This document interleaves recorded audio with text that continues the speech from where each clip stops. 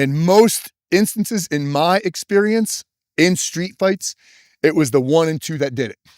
The 1 and 2 dropped him like a fucking sack of shit. All right, Pat. So what's now, you determine that somebody does want to fight after you've tried to deceive them. What's a kind of a go-to move that you like? So my number 1 is going to be a 1-2 lateral move. That's my first thing. Remember, my hands are here, right? Yeah. So non-aggressive posture. And if he, like I said, if he can't see that I'm in a fight stance, that guy deserves to get his Now I'm also out of his zone. As soon as I go like this, boom, there's a deciding factor in my mind.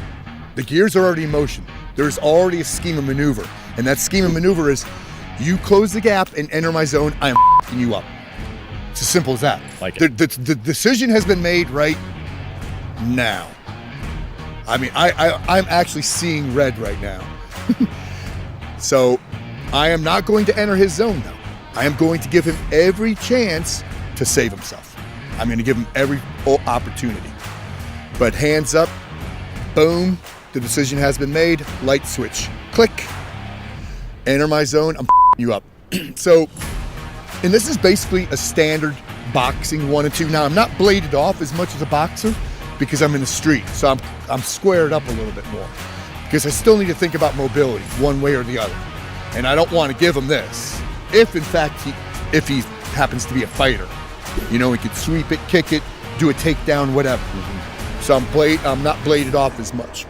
Now in boxing, that one old school verbiage used to be rangefinder, right? So boom, rangefinder. So with that one, a couple things happen. You're turning your body a little bit, boom, and every time you throw something, power is generated from the hips. You're kind of turning your body into a mini trebuchet of sorts, you know? Physics over strength. You're not muscling this stuff. It's physics over strength. It's a pop, boom. You're whipping it out there. So think trebuchet, human trebuchet. So rangefinder, right? That's the extent of my 1 right there. Boom. Because when I throw my 2, it's going there. It's going through his head, through it. So with the 1, notice what happens here. 1 is this side becomes protected. 2 is visual acuity. I don't want to lose sight of where I'm throwing this because I want to throw with fist, not with open palm. We break our fist when we don't know where we're throwing, when we're throwing haymakers, hitting the sides of heads and stuff like that. But if I'm center mass, brain stem, it's all good. It's all go. I have permission. I can throw with impunity straight up that alley. So this comes into block, close to my body, visual acuity, and then watch me roll my shoulder up, boom, because now my chin is in the pocket of my shoulder. Because this guy who can't fight is gonna be throwing haymakers. Wham, wham, wham. And if they go off of my shoulder and hit my head, it's just gonna hurt like hell, but it's not gonna do any damage. Hey, what's up, guys? For anyone that wants that exclusivity, head over to the readyroom.net. We've got original, exclusive content over there, a whole lot more than what you're seeing here. Go over to the readyroom.net and sign up today. Thank you. So boom, throw that up. Now, this is gonna shut him down for a nanosecond. That 1's gonna shut him down, bam, for a nanosecond. Straight out, straight back, but I'm gonna do this in slow motion, this whole thing. So straight out, straight back. As soon as I shut him down for that nanosecond and come back, the 2 starts to come in, right? That cross starts to come in, and it's a commitment. Power is right there. Watch that foot. So boom, power, boom. You want to rotate those hips, and I should be rotating on that rear foot. Boom. Think of it like a human trebuchet. I want to even start moving those hips prior, just in front of that fist moving. Now, chin, pocket of shoulder. This hand's a block. All power generated from the hips. Boom, boom. Visual acuity. Recock, and then I'm in a lateral move. And the reason I want a lateral move is just to give me a better tactical advantage. So now I could hook, what have you, I could take him down, but I don't want to stand directly on the X because that 1 and 2 may have shut him down.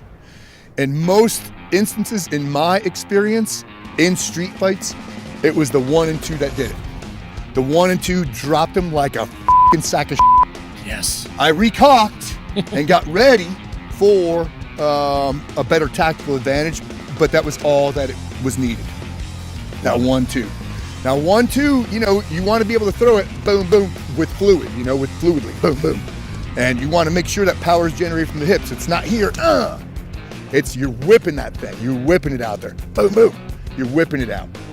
And then remember, power generated from the hips. And then after you throw that, boom, boom, lateral move. With the lateral move, it's push, plant, pull, push, plant, pull, push, plant, pull, push, plant, pull. We never want to do this. We never want to cross our legs because done. Yeah, that just makes us vulnerable. Don't cross the legs. So there we go. 1-2.